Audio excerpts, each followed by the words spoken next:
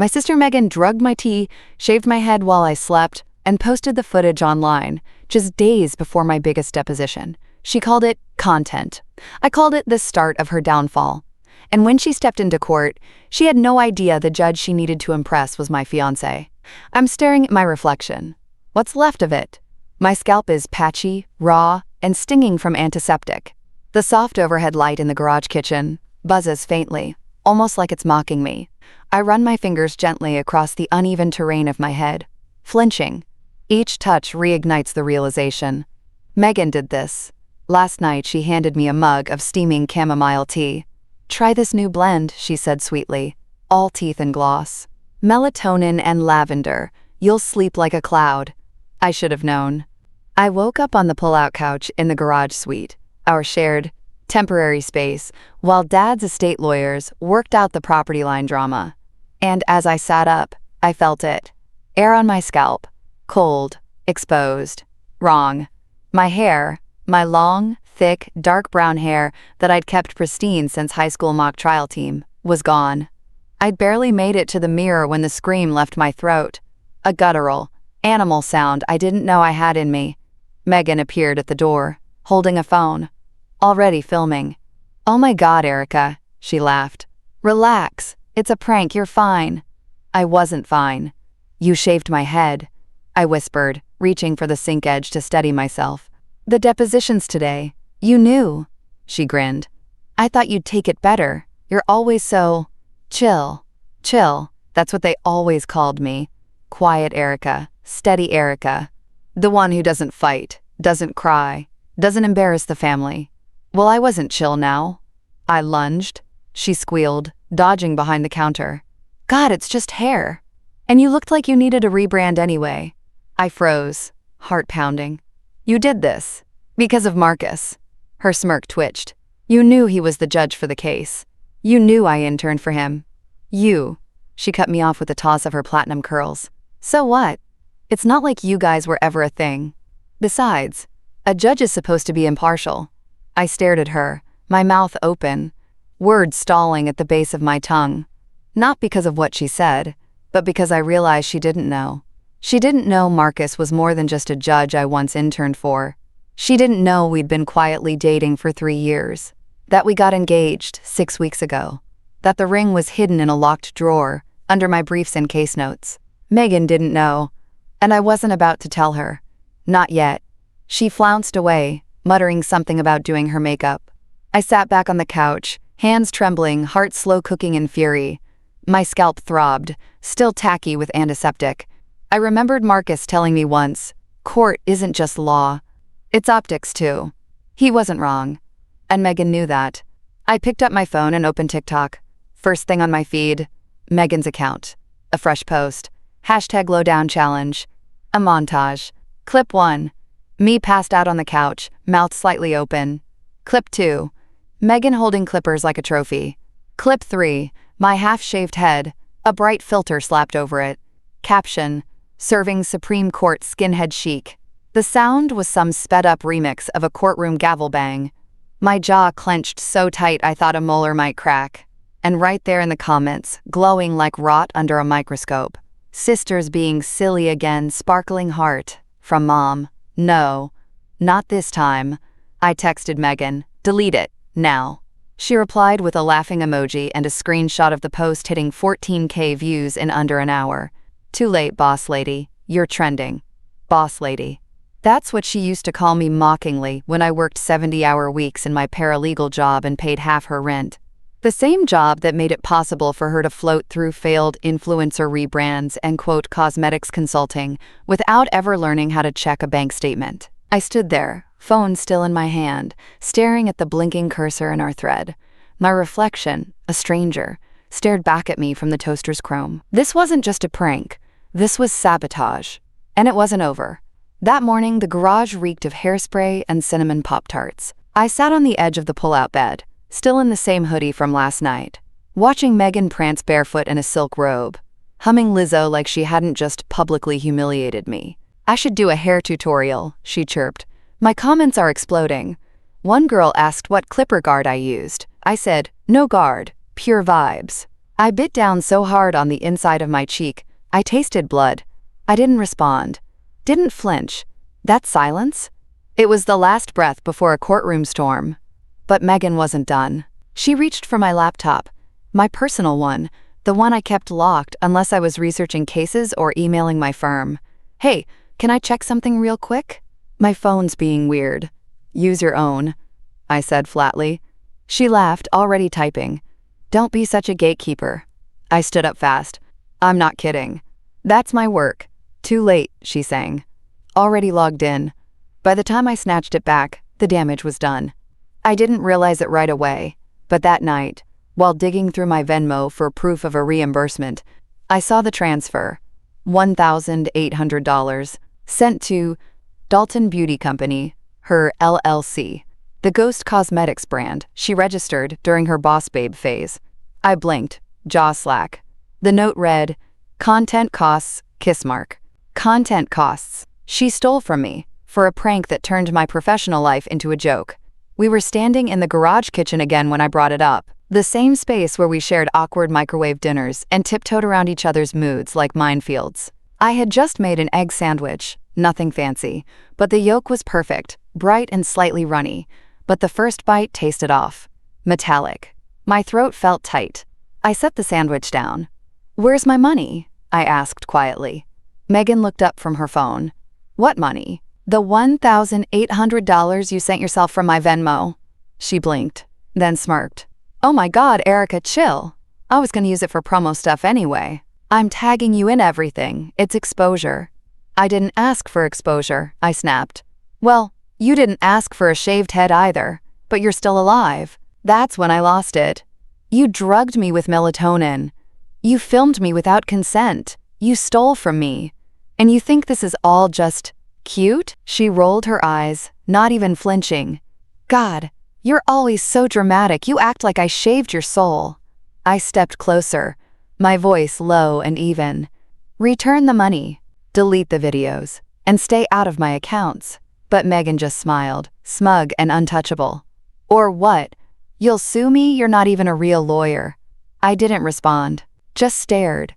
And in that stillness, something cracked, not inside me, but around her, a flicker of doubt. The tiniest shift in her perfect, practiced expression. I turned on my heel and left the kitchen, her laughter following me like cigarette smoke. Upstairs, I locked the garage suite door and pulled out my encrypted hard drive. Every screenshot, every transaction, every digital breadcrumb, I backed it all up. Megan wanted to turn me into content. Fine. Let her. I'd turn her into evidence. That night, I lay on the couch staring at the ceiling fan, spinning like a lazy witness. My scalp itched beneath the soft beanie I wore, but I refused to take it off. Not yet. Not for her. Down the hall, Megan posted a new TikTok at GRWM, where she joked about being, quote, the family's favorite lawyer. I watched her tag my uncle in the comments. Uncle Joe. The family lawyer who hadn't spoken to me in months because Megan said I'd gone off the grid.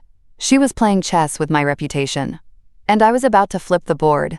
I was chopping scallions in the shared garage kitchen when the group chat pinged. Dalton fam, two hearts collision. I barely glanced at it. Mom had been sharing memes again, some Hallmark card about sisters being your forever besties, ironic. Then I saw the message from Uncle Joe. Hope Erica's doing better. Didn't know she was hospitalized last year. My hands froze. The knife hovered mid-slice. Hospitalized? I scrolled up. There it was. Megan. Yeah, last year was rough for her. Inpatient stuff. We don't talk about it much. Just trying to be supportive heart hands. Inpatient. My lungs stopped moving for a second. Then rage shoved the breath out of me. She told the family I'd been institutionalized. The truth? I was on medical leave from the firm for 3 months after a brutal case involving child custody and suspected abuse. The emotional toll hit me harder than I'd expected. My boss at the time gently nudged me toward a sabbatical. I took it, quietly, professionally, with dignity. Now, I was a walking cautionary tale in the family group chat. I texted her directly. Are you serious? She replied in 3 dots. Then, I was just trying to explain why you've been so tense lately. You're scaring people. Aunt Pauline asked me if you were okay. Pauline. Who'd asked me to be a bridesmaid in her daughter's wedding just 6 months ago? I'd helped plan the catering, helped compare floral contracts. I even made the down payment on the venue as a backup when their check bounced, quietly, no questions asked. And yet, later that day, a new message arrived. Aunt Pauline. Hey, sweetie. With everything going on, maybe it's best you sit this one out, just to avoid stress. Hope you understand. Stress. The word clanged like a verdict.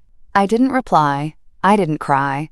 But I felt something go still inside me, like a glass cracking in slow motion. That evening, I walked into the garage to grab a drink. Megan was there, doing a face mask in one of her hideous matching sweatsuits. Wedding's gonna be gorgeous, she said. Did you RSVP? I stared at her. You told them I was institutionalized. She didn't look up. I said you needed help. That's not a crime. You lied. Erica, please. She sighed dramatically, patting under her eyes with a jade roller. It's not like I said you were psychotic or anything. I just framed it in a way they'd understand. Mental health is so taboo in this family. You should thank me for making it less awkward. She looked at me like I was the ungrateful one, like her smear campaign was some kind of charity. I turned around and left, gripping the cold soda can like a weapon. I walked back into the suite, shut the door, and breathed through the tide of fury rising in my chest. There wasn't room to yell. Yelling gave her what she wanted. No, I would not scream. I would build. That night, I opened my laptop, started a new folder, /Megan Lies, /inside it, screenshots of the family chat, Venmo theft, TikToks, the latest lie about my so-called hospitalization. I renamed the folder. Exhibits. The next morning, Megan tagged me in a reel. It was a clip of me walking through the yard to get the mail. Bald head, hoodie, dead-eyed stare. The caption, "She's okay now," smiling face with tear #healing vibes. I tasted blood again from biting my cheek too hard. I didn't cry. I didn't post. I just kept saving. Because when the court date came and the judge stepped into the room, Megan's world was going to collapse. And I wanted to be there for every frame of it. After smearing my name to family, Megan took it further, isolating me from the one person who'd always had my back. Lena was my ballast. We met in college during pre-law seminars. She was loud where I was quiet, bold where I was cautious. She once told a professor to spare us the grandstanding in the middle of a torts lecture. I knew then we'd be friends for life, until she vanished. No warning, no call, no snarky voice memo about a new date or weird Uber driver. Just silence. 2 weeks passed. Then 3. I texted. Nothing. I checked socials. She hadn't posted since the end of February. Odd, but not unheard of during exam season. Still, my gut whispered something else. And I was right. That Friday night, after another cold dinner alone in the garage suite, I opened my Instagram DMs to dig through old threads. And there, buried under spam and story replies, was a message request from an account named @CourtClownWatchdog. It read, "Heads up, someone sent this about you to your friend. You didn't hear it from me." Attached, a screenshot, a DM to Lena's account. Anonymous, no profile photo, no posts. The message said, "Erica's not well, off her meds, keeps telling people she's secretly engaged to a judge. It's getting scary, just a heads up since you're close." I froze. My chest tightened, the bile rose fast. The words burned. Off her meds, secretly engaged to a judge. Megan. She knew about Marcus, or at least suspected. And she didn't need facts, just innuendo, just enough poison to isolate me. And it worked. Lena had gone silent. I slammed the laptop shut, breathing hard. My eyes were hot, but I didn't cry. I couldn't. Not because I wasn't devastated, but because crying would have felt like confirming it, like I was unraveling. And Megan didn't get to see that. Instead, I walked barefoot across the cold laminate floor and stood in front of the mirror. My head, stubbled now, looked almost defiant, angry. The redness was fading, but the memory hadn't. Not of the clippers buzzing. Not of Megan laughing while I slept. I picked up my phone and texted Lena again. Just one line. "I'm okay. I miss you." No reply. Just the read receipt, blinking like a slow heartbeat. That night, I lay in the dark, listening to Megan record another voiceover in the next room, some story time about toxic family secrets for her channel. I closed my eyes. My throat burned. She was rewriting my life one post at a time and silencing anyone who cared enough to ask questions. I rolled over, opened notes, and added a new entry to the evidence log. Item 37 burner DMs to Lena. Slander. Timeline match. 3 days post-hair incident. And then, because I needed it, I opened a different file. Item 1 Marcus. The first message he'd ever sent after I left my internship. Miss Dalton, I trust you'll remember that sometimes silence is the sharpest cross-examination. I smiled faintly. Yes, Marcus, I remember, and I'm ready to make my silence cut deep. Megan turned Lena against me, but she forgot what happened the last time she humiliated me as a kid. I hadn't. I was 10. The county library held an essay contest. What justice means to me. I wrote about how Dad used to say, do the right thing, even if no one's clapping. I stayed up nights copying drafts by hand, revising every word with a pencil chewed down to the eraser. When I won first place, I stood on the library steps in my Sunday dress, holding a blue ribbon and a bookstore gift card, smiling so hard it made my cheeks hurt. That night, Megan told me it was a pity prize. Your writing's boring, she said. They just felt bad because you're awkward. Then she yanked the ribbon from my nightstand and flushed it. I told Mom. Mom sighed. She's younger than you, Erica. Be the bigger person. She was older, by 2 years. That night, I stared at the toilet bowl where my prize had swirled away, and I made a promise. I hadn't dared speak aloud. Never again. Never again would I let Megan's cruelty become my normal. Never again would I swallow the pain just to keep the peace. That ribbon wasn't a fluke. It was my first lesson in who I could become, if I stopped asking permission. Back in the present, I was 29, crouched beside a space heater in the cold garage, scanning documents onto a flash drive. My scalp itched. I didn't care. I was building a case, not for court, not yet, but for truth. I didn't have Lena. I didn't have family, but I had evidence, screenshots, dates, DMs, logs of every lie Megan spun, and one name circled in red on a legal pad, Marcus Bell. He didn't know what Megan had done yet. I hadn't told him. We'd been keeping our relationship under wraps, partly for professionalism, partly because I didn't want Megan's shadow hanging over something real. But the court hearing was days away.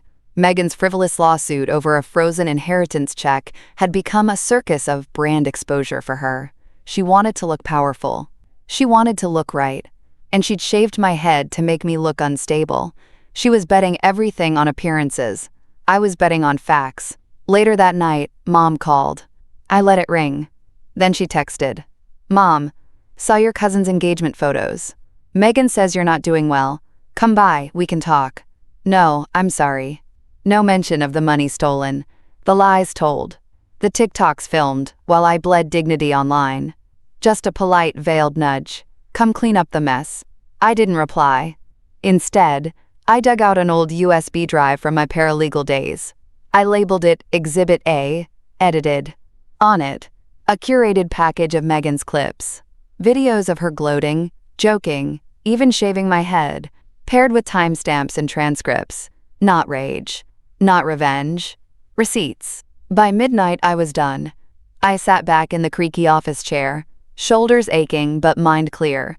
The silence was thick, heavy like courtroom air before a ruling. Never again, I thought, staring at the glow of the drive.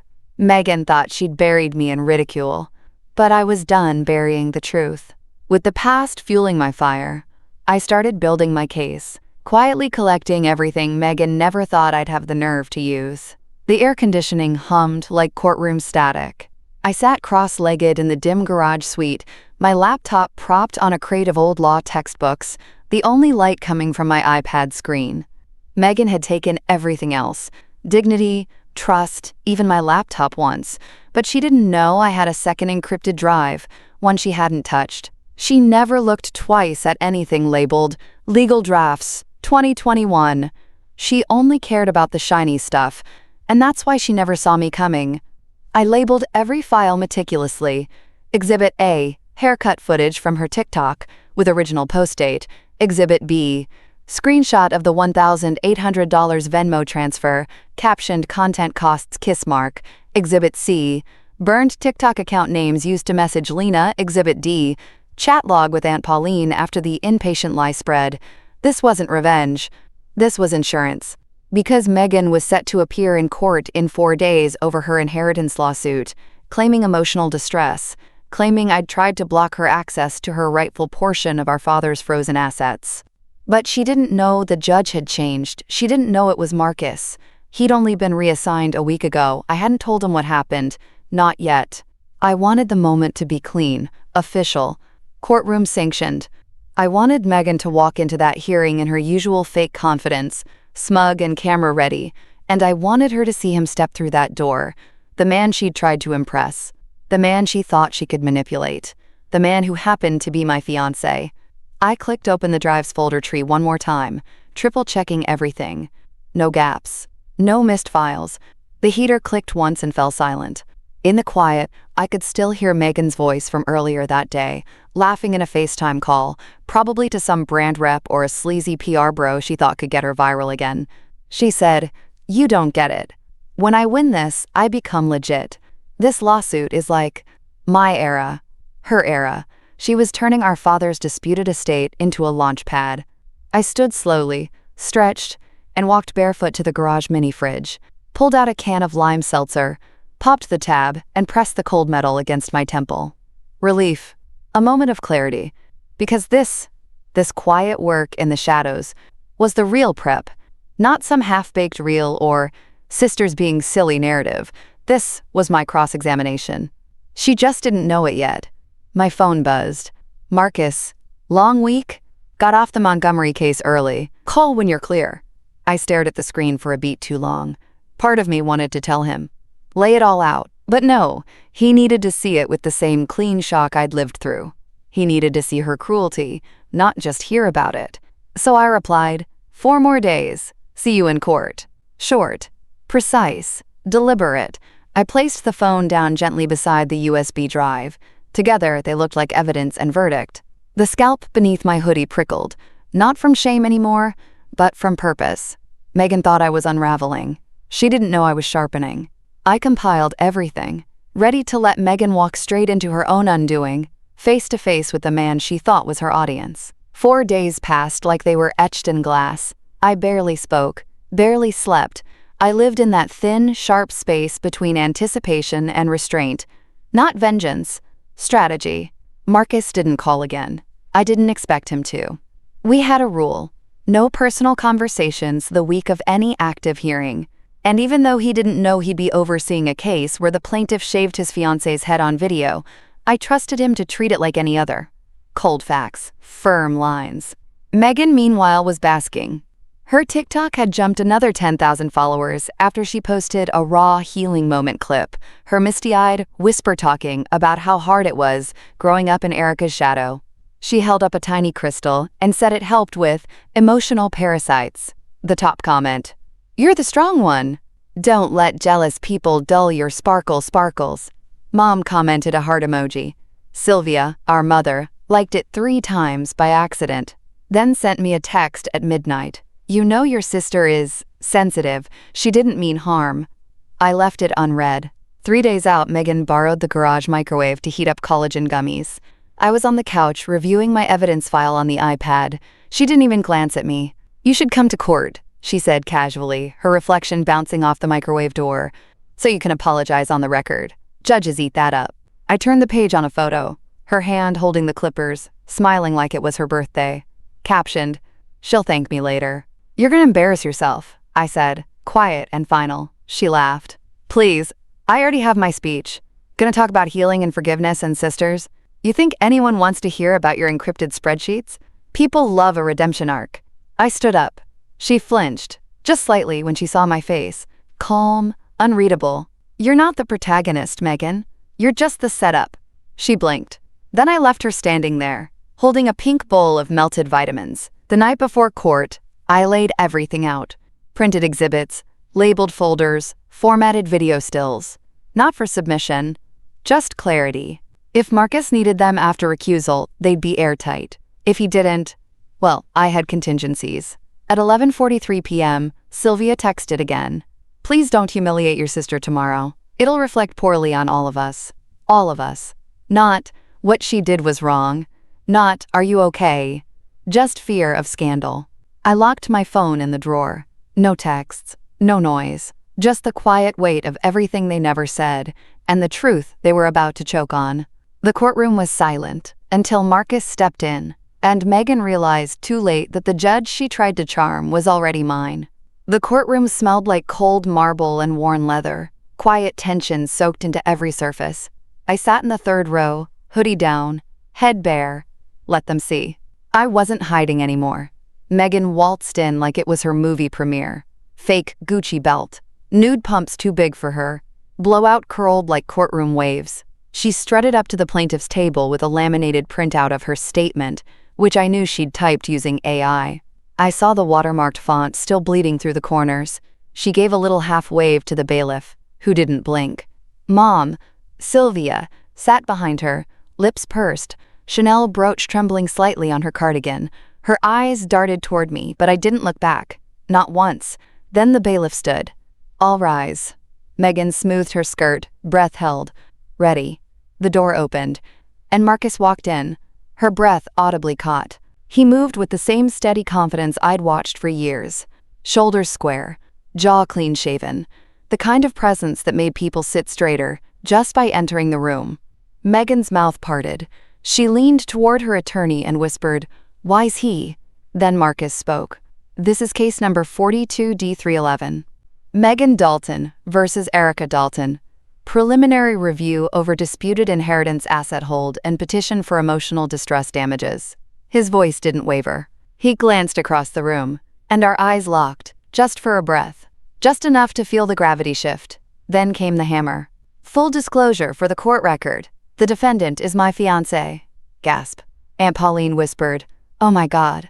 Even the clerk dropped her pen. Sylvia made a choking noise and slumped sideways. The woman actually fainted, right there on the bench like a collapsing soufflé. But Marcus? Calm. "I will proceed with establishing factual records only. Per protocol, I will recuse myself prior to any ruling." He looked at Megan. "Plaintiff may proceed." Megan's mouth opened. Nothing came out. Her lawyer hesitated, papers shaking. Marcus folded his hands. "I've also taken the liberty of reviewing Exhibit A, submitted via anonymous public channel. I verified its authenticity independently." Then, he tapped his tablet. The courtroom screen came to life. There it was, Megan, on TikTok, clippers in hand, grinning like a cartoon villain. Clip 1, "She's gonna freak out, LOL."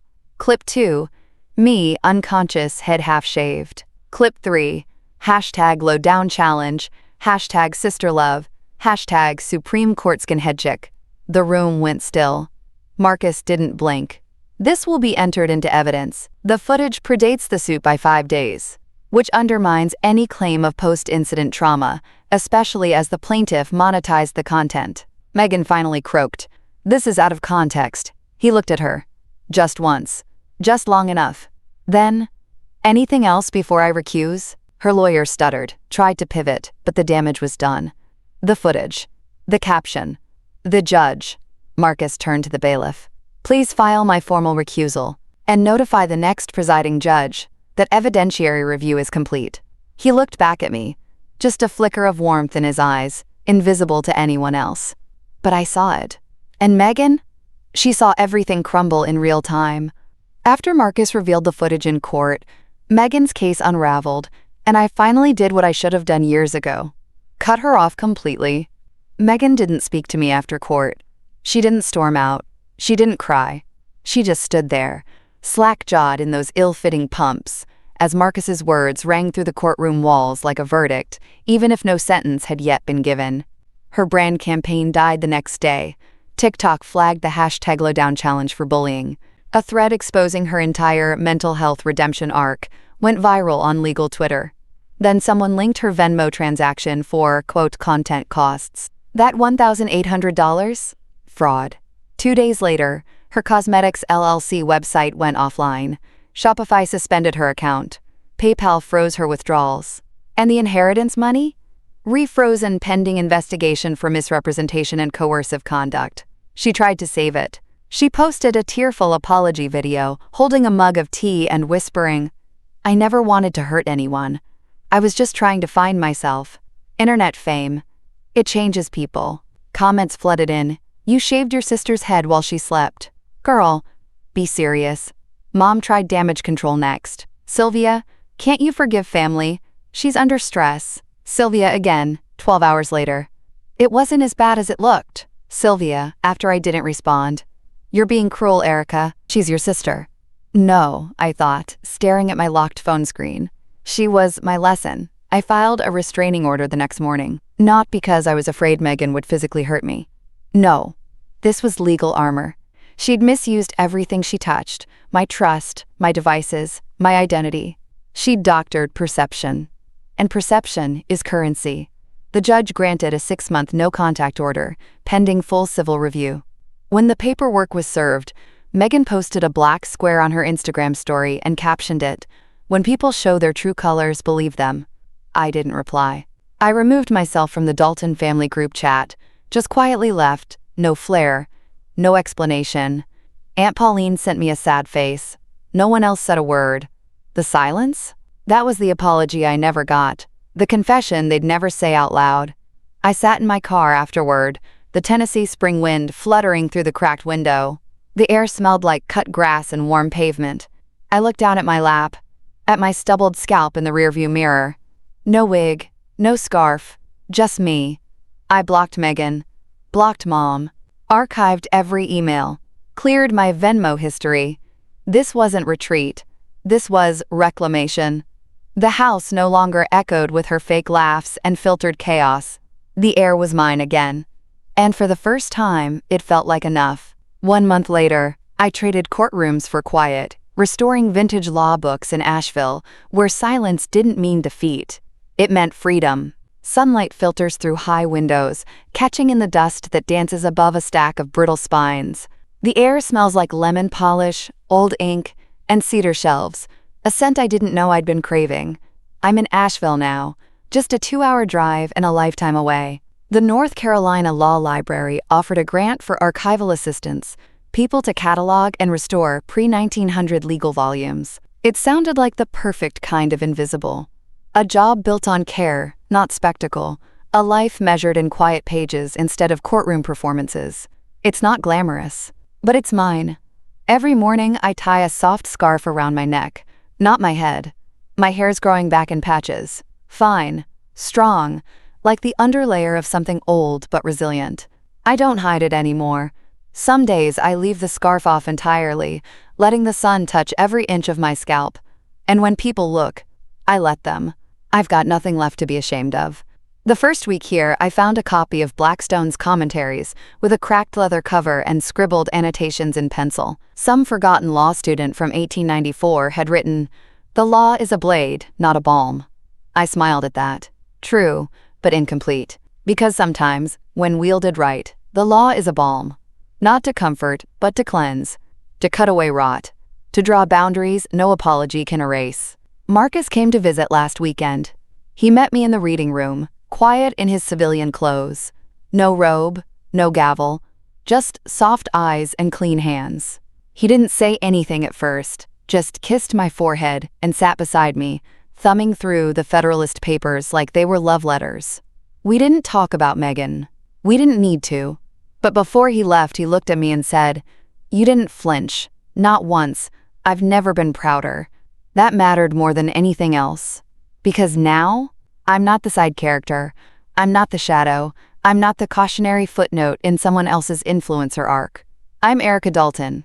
I'm the woman who watched her world get shaved away, lie by lie, and built something sharper underneath. The Dalton group chat never revived. Megan's accounts are quiet now. The brand's dropped her. Her TikTok comments are off. Sylvia still sends holiday bitmojis into the void, but I don't answer. Not out of cruelty, just clarity. I walked away from all of it and didn't look back. Last night, I found an old copy of To Kill a Mockingbird tucked behind some tax code volumes. Inside the front cover, someone had scribbled, "She was powerful, not because she wasn't scared, but because she went on anyway." I closed the book and held it against my chest for a long time. That's who I am now. Not the version Megan posted, not the one they tried to shrink, not even the one Marcus defended. Just me. Unhidden, whole, and finally, untouchable.